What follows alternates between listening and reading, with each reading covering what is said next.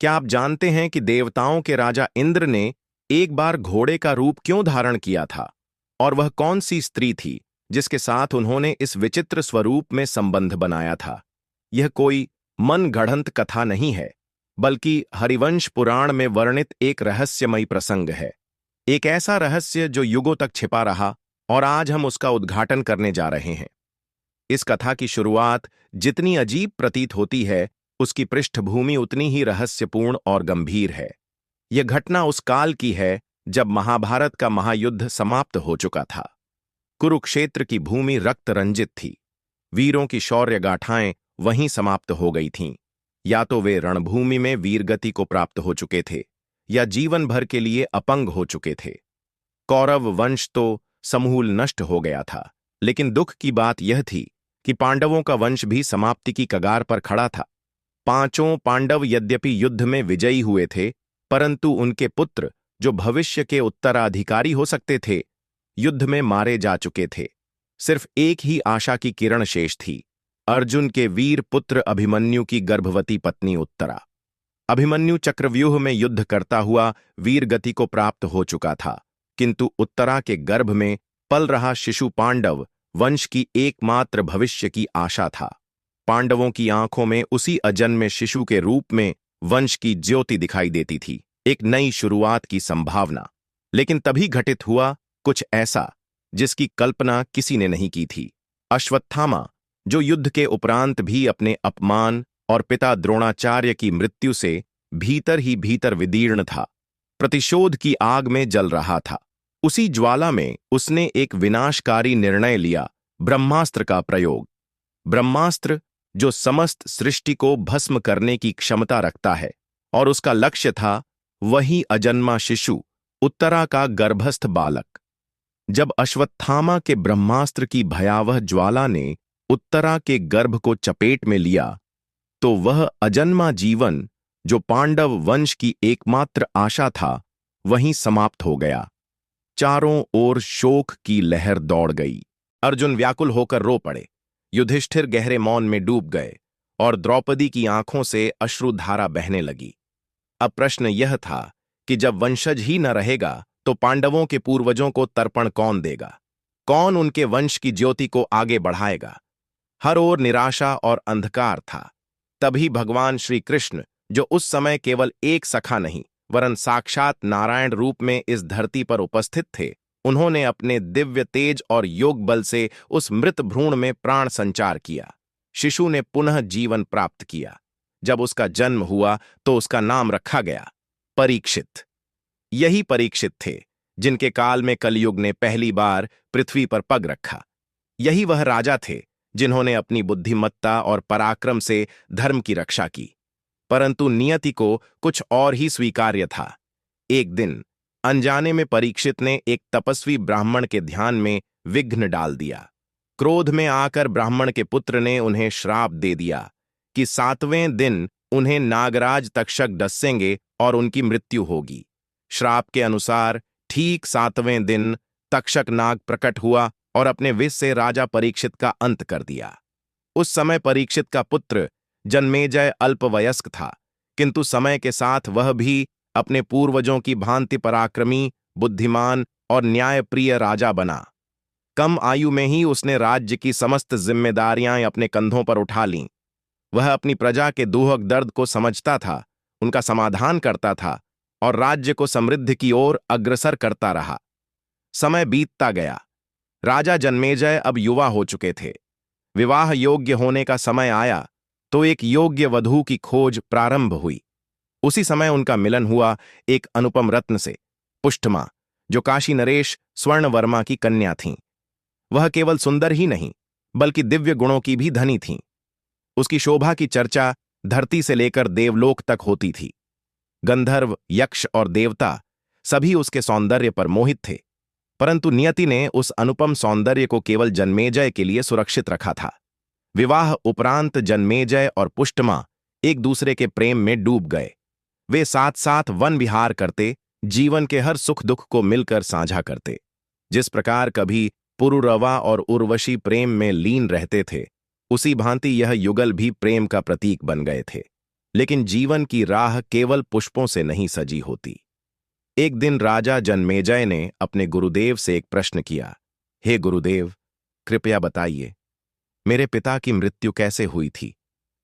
जब राजा जन्मेजय ने अपने गुरुदेव से पूछा कि उनके पिता की मृत्यु कैसे हुई थी, तो गुरुजी ने गहरी सांस लेते हुए उत्तर दिया। पुत्र, तुम्हारे पूज्य पिता परीक्षित का अंत नागराज तक्षक के विष से हुआ था। यह सुनते ही जन्मेजय का हृदय प्रतिशोध की ज्वाला से जल उठा। उनके मन में एक ही विचार उमड़ने लगा। मेरे पिता का अंत एक सर्प के कारण हुआ, अब उस जाति का कोई अस्तित्व नहीं रहना चाहिए। राजा ने दृढ़ निश्चय कर लिया, अब इस धरती से सर्पों का नामो निशान मिटा दूंगा। जिस जाति ने मेरे पिता का प्राण हर लिया, अब उसका समूल नाश होगा। गुरुजी ने शांत स्वर में उन्हें समझाया, राजन, यदि तुम इस संकल्प में दृढ़ हो तो एक ही उपाय है, सर्प यज्ञ। यह एक अत्यंत दुर्लभ, जटिल और शक्तिशाली यज्ञ है, जिसका वर्णन केवल वेदों में मिलता है। यदि यह यज्ञ पूर्ण विधि विधान से किया जाए तो संसार के समस्त सर्प आकृष्ट होकर स्वयं यज्ञ अग्नि में प्रवेश कर जाते हैं और भस्म हो जाते हैं। जन्मेजय ने बिना क्षण गंवाए उत्तर दिया, गुरुदेव, कृपया इस यज्ञ की तैयारी तत्काल आरंभ करें। गुरु को अपने शिष्य की दृढ़ता पर गर्व हुआ। उन्होंने श्रेष्ठ अर्षियों और वेदों के पारंगत विद्वानों को आमंत्रित किया। यज्ञ की तैयारी प्रारंभ हुई और शीघ्र ही वह दिव्य क्षण आया जब सर्प यज्ञ का आरंभ हुआ। चारों ओर वेद मंत्रों की गूंज होने लगी। अग्निकुंड प्रज्वलित था और उससे उठता धुआं आकाश को स्पर्श कर रहा था।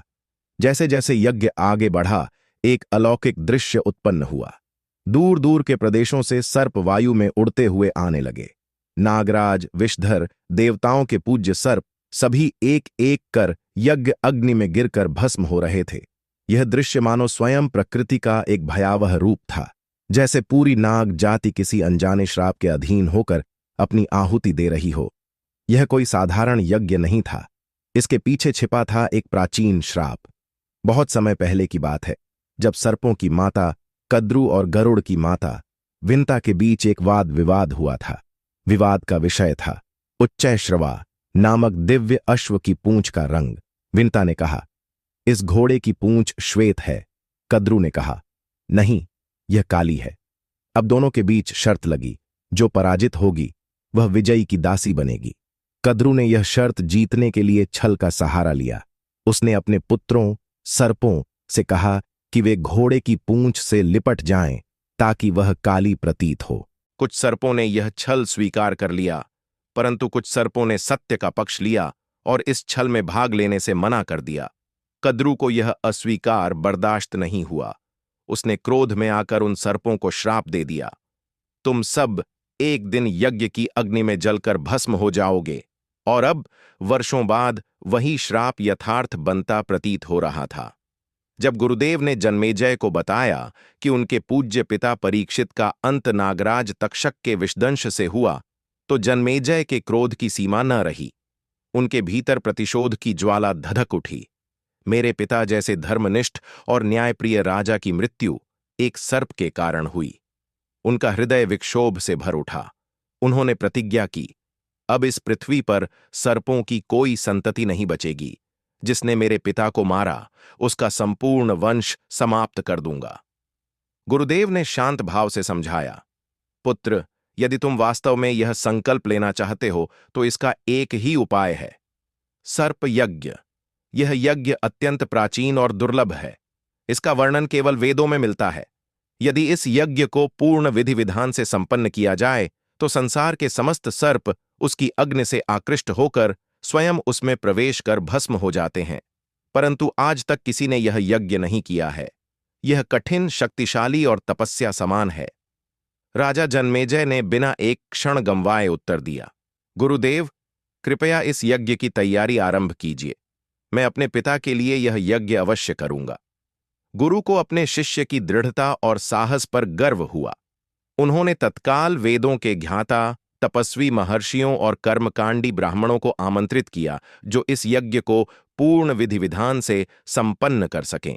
जल्द ही शुभ मुहूर्त निकाला गया और सर्प यज्ञ का शुभारंभ हुआ। चारों ओर वेद मंत्रों की ध्वनि गूंजने लगी। अग्निकुंड प्रज्वलित था और उससे उठती धुएं की लहरें आकाश को छू रही थीं। जैसे जैसे यज्ञ प्रगति कर रहा था, एक अद्भुत और भयावह दृश्य उत्पन्न हुआ। दिशाओं से, पर्वतों और वनों से, दूर दूर के द्वीपों और नगरों से सर्प उड़ते हुए यज्ञ कुंड की ओर आने लगे। नागराज, विषधर, अनेक प्रकार के दैवी और भयंकर सर्प, देवताओं के प्रिय नाग तक एक एक करके यज्ञ अग्नि में समर्पित हो रहे थे और उसी अग्नि में भस्म हो रहे थे। यह दृश्य कोई साधारण घटना नहीं थी। यह था एक प्राचीन श्राप का फल जो अब सत्य होता दिखाई दे रहा था। बहुत समय पहले की बात है, जब सर्पों की माता कद्रू और गरुड़ की माता विंता के बीच एक विवाद उत्पन्न हुआ था। विवाद का विषय था उच्चैःश्रवा नामक दिव्य घोड़े की पूंछ का रंग। विंता ने कहा, इस घोड़े की पूंछ सफेद है, परंतु कद्रू ने कहा, नहीं, यह काली है। दोनों ने शर्त रखी, हारने वाली विजयी की दासी बनेगी। कद्रू ने अपनी जीत सुनिश्चित करने के लिए धोखे का सहारा लेने की योजना बनाई। उसने अपने पुत्रों सर्पों से कहा, तुम सब जाकर उस घोड़े की पूंछ से लिपट जाओ ताकि वह काली प्रतीत हो। कुछ सर्पों ने छल स्वीकार कर लिया, लेकिन कुछ ने सत्य का साथ देने का निर्णय लिया। वे बोले, हम ऐसे झूठ में भाग नहीं लेंगे, चाहे परिणाम कुछ भी हो। कद्रू को यह असहमति स्वीकार न हुई। उसने क्रोध में आकर उन्हें श्राप दे दिया, तुम सब एक दिन यज्ञ की अग्नि में जलकर भस्म हो जाओगे। वर्षों बीत गए और अब वही श्राप सत्य होता प्रतीत हो रहा था। यज्ञ की अग्नि में समर्पित होती नाग जाति उस शापित भविष्य की गवाही दे रही थी। जैसे ही यज्ञ अपनी चरम सीमा पर पहुंचा, अग्नि की ज्वालाएं आकाश तक भड़क उठीं। चारों ओर नागों की चीत्कार गूंजने लगी। कोई भी सर्प ऐसा न था जो इस प्रचंड यज्ञ की अग्नि से बच सके। ऐसा प्रतीत हो रहा था मानो पूरी नाग जाति का अंत निश्चित है। उसी समय नागराज वासुकी, जिन्होंने यह विनाश देखा, व्याकुल हो उठे। उन्होंने अपनी पुत्री के पुत्र, परम तेजस्वी और धर्मनिष्ठ आस्तिक मुनि को स्मरण किया। आस्तिक, जो अपनी माता और पिता दोनों का नाम जरत्कारु होने के कारण प्रसिद्ध थे, एक महान अर्षि थे। वासुकी ने अपने भांजे से आग्रह किया, वत्स, यह यज्ञ अब नाग जाति का पूर्ण विनाश कर देगा। यदि धर्म को बचाना है तो तुम्हें इस यज्ञ को रोकना होगा। आस्तिक मुनि चल पड़े उस यज्ञ की ओर जहां अग्नि की लपटों में धर्म और करुणा की परीक्षा हो रही थी। जब आस्तिक मुनि यज्ञ स्थल पर पहुंचे तो उनका तेज, उनका ज्ञान और उनकी वाणी ऐसी थी कि स्वयं राजा जन्मेजय सहित समस्त आर्षि मुनि उन्हें सम्मानपूर्वक देखने लगे। आस्तिक ने शांत किंतु दृढ़ स्वर में कहा, हे राजन, कृपया इस यज्ञ को यहीं रोक दीजिए। अब यह यज्ञ धर्म नहीं, अधर्म बन चुका है। आप प्रतिशोध की ज्वाला में निर्दोष नागों का विनाश कर रहे हैं। जन्मेजय पहले तो चौंके, पर तभी उनकी दृष्टि आकाश की ओर गई। वही नागराज तक्षक, जो उनके पिता के वध के लिए उत्तरदायी था, अब आकाश से यज्ञ अग्नि की ओर खिंचता चला आ रहा था। अग्नि इतनी तीव्र थी कि तक्षक का मस्तक झुलसने लगा। वह कुछ ही क्षणों में अग्नि में गिरने वाला था। आस्तिक की वाणी और उनकी करुणा भरी दृष्टि ने राजा के हृदय को छू लिया। उन्होंने उसी क्षण तक्षक को क्षमा कर दिया और यज्ञ को वहीं रोक देने की घोषणा कर दी। सारी सृष्टि में एक शांति की लहर दौड़ गई। यज्ञ की अग्नि मंद हो गई। नागों का विनाश थम गया और धर्म ने पुनः अपना स्थान पा लिया। परंतु इसी क्षण राजा जन्मेजय के भीतर एक गहन पश्चाताप जाग उठा। उन्होंने सोचा, मैंने प्रतिशोध की आड़ में क्या कर डाला। अपने पिता की मृत्यु का बदला लेने के नाम पर पूरी नाग जाति को विनष्ट कर दिया। क्या यह न्याय था या केवल मेरा अहंकार?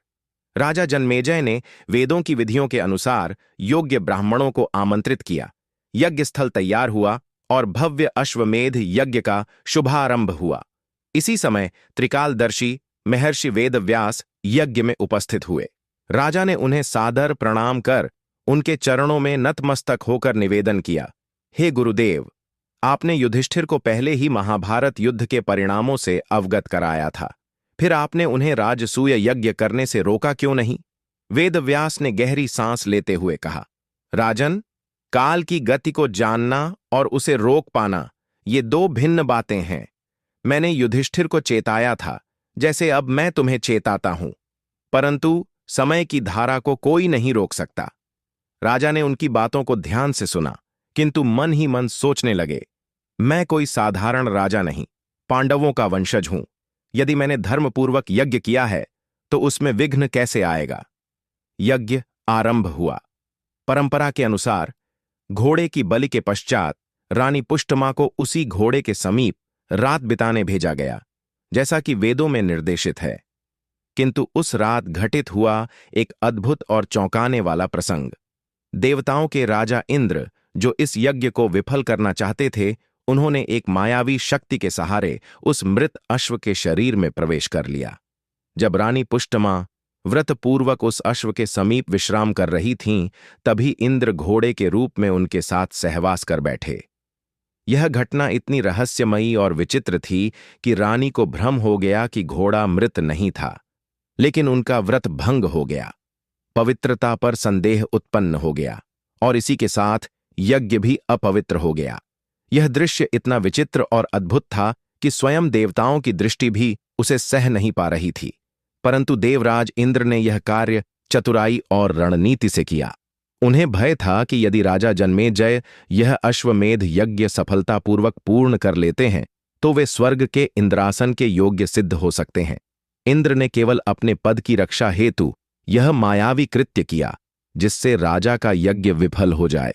उधर रात्रि बीत गई। प्रातः जब रानी पुष्टमा ने सेवकों से कहा, यह घोड़ा मरा नहीं था, यह तो जैसे जीवित ही था, तो उनकी आंखों में आश्चर्य, संदेह और एक अनकही पीड़ा साफ दिखाई दे रही थी। वे स्वयं समझ नहीं पा रही थीं कि जो कुछ घटित हुआ वह वास्तविक था या कोई दिव्य छलावा, पर नियति तो अपना कार्य कर चुकी थी। कुछ समय बाद जब राजा जन्मेजय को झांत हुआ कि घोड़े के बलिदान के पश्चात किसी अज्ञात दिव्य शक्ति ने उसके मृत शरीर में प्रवेश किया था और रानी पुष्टमा का व्रत भंग हो गया है, तो उनका हृदय टूट गया। उन्हें यह एक विश्वासघात प्रतीत हुआ। क्रोध से व्याकुल होकर उन्होंने ब्राह्मणों और ऋषियों पर ही दोषारोपण किया। तुम लोगों की त्रुटि के कारण ही देवताओं ने हमारे यज्ञ को अपवित्र कर दिया। अब तुम सब मेरे राज्य से चले जाओ। अब राजा केवल क्रोधित नहीं थे, वे अपमानित, आहत और भीतर से टूट चुके थे। उनका यज्ञ विफल हो गया था, आत्मगौरव खंडित हो चुका था, विश्वास और धर्म दोनों डगमगा चुके थे। उसी क्षण उन्होंने देवराज इंद्र को श्राप दिया, यदि मुझ में पुण्य शेष है, यदि मैं पांडवों की संतान हूं, यदि मैंने धर्मपूर्वक प्रजा का पालन किया है, तो भविष्य में कोई भी अश्वमेध यज्ञ इंद्र के नाम पर न करेगा। कहते हैं इसी श्राप के कारण कलयुग में अश्वमेध यज्ञ बंद हो गया। यद्यपि विधि और साधन उपलब्ध हैं, परंतु इसे पाप समान माना गया, क्योंकि राजा जन्मेजय का श्राप अमोघ था। रानी पुष्टमा का अपमान और राजा का पश्चाताप। इसके बाद राजा ने रानी पुष्टमा को बुलाया। अब वे केवल एक क्रोधित राजा नहीं, बल्कि एक आहत पति भी थे। उन्होंने कठोर स्वर में कहा, हे रानी, तुमने किसी अन्य पुरुष से संसर्ग किया। अब तुम मेरी पत्नी कहलाने योग्य नहीं हो। मैं तुम्हारा त्याग करता हूं। पुष्टमा स्तब्ध रह गईं। उनके लिए यह सब एक दुःस्वप्न जैसा था। वे बार बार हाथ जोड़कर विनती करती रहीं, स्वामी, मैंने कोई पाप नहीं किया है। मुझ पर जो बीता वह मेरी इच्छा के विरुद्ध था, एक दिव्य छल था। कृपया मुझ पर विश्वास करें। परंतु राजा को जो समाचार मिले थे वे पुष्टमा की निर्दोषता को नकारते थे। राजा का न्याय अब क्रोध, भ्रम और अपमान से घिर चुका था। जब जीवन में चारों ओर अंधकार हो और मन संशय से भर जाए, तब सत्य ही एकमात्र प्रकाश बनकर प्रकट होता है। एक दिन महल में पधारे तेजस्वी मुनि विश्वावसु, जिन्हें स्वयं महर्षि वेदव्यास ने भेजा था, उन्होंने शांत स्वर में कहा, राजन, जैसे वेदव्यास जी ने पूर्व में चेताया था, यह अश्वमेध यज्ञ तुम्हारे लिए हितकारी नहीं होगा, और देखो वैसा ही हुआ। फिर उन्होंने बड़ा रहस्य प्रकट किया। ना तो रानी पुष्टमा दोषी हैं, ना ही ब्राह्मण और ना ही देवराज इंद्र पूर्णतः दोषी हैं। यह सब काल का विधान था। ब्रह्मा जी की लेखनी में पहले से ही लिखा था कि कलयुग में अश्वमेध यज्ञ बंद हो जाएगा, और इसके लिए तुम्हें ही निमित्त बनना था। राजा जन्मेजय स्तब्ध रह गए।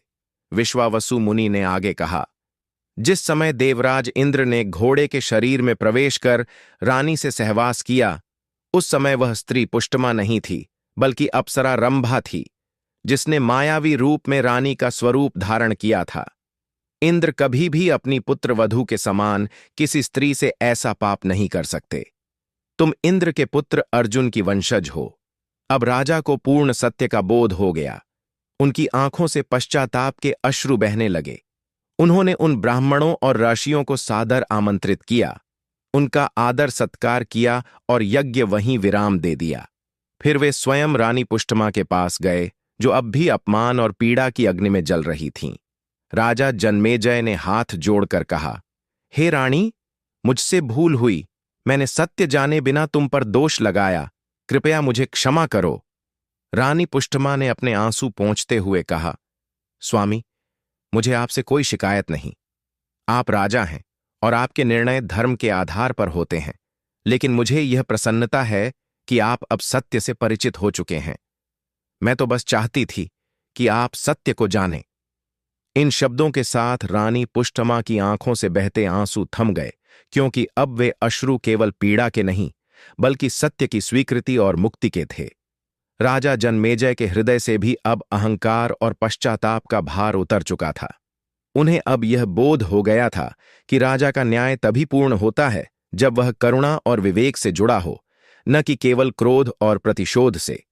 इस प्रकार एक गूढ़, रहस्यपूर्ण और भावनात्मक कथा का समापन हुआ। एक ऐसी कथा जो हमें केवल यज्ञ, देवताओं और पौराणिक इतिहास की जानकारी नहीं देती, बल्कि मानव स्वभाव, अहंकार, पश्चाताप और अंततः मुक्ति का भी बोध कराती है। यह कथा बताती है कि सत्य को जानने में समय लग सकता है, परंतु वह अंततः प्रकट होता है। अहंकार चाहे जितना बड़ा हो, पश्चाताप की अग्नि में वह भी पिघल जाता है। और सबसे महत्वपूर्ण, क्षमा वही कर सकता है जो वास्तव में धर्म को समझता है। तो मित्रों, यह थी वह अनसुनी कथा जिसमें देवताओं के राजा इंद्र, पांडव वंश के उत्तराधिकारी जन्मेजय, तेजस्वी ऋषि आस्तिक, तपस्वी विश्वावसु मुनि और सत्य की प्रतीक रानी पुष्टमा, सभी ने अपना अपना धर्म निभाया। यह कोई साधारण पौराणिक प्रसंग नहीं, बल्कि जीवन का एक दर्पण है जो हमें अपने भीतर झांकने की प्रेरणा देता है। दोस्तों, यह वीडियो आपको कैसा लगा? कमेंट में जरूर बताइए। अगर आपने इससे कुछ सीखा, कुछ अनुभव किया, तो यह प्रयास सफल हुआ। मिलते हैं अगली बार एक और रोचक, भावपूर्ण और शिक्षाप्रद पौराणिक कथा के साथ। आप सभी का बहुत बहुत धन्यवाद। जय श्री कृष्ण।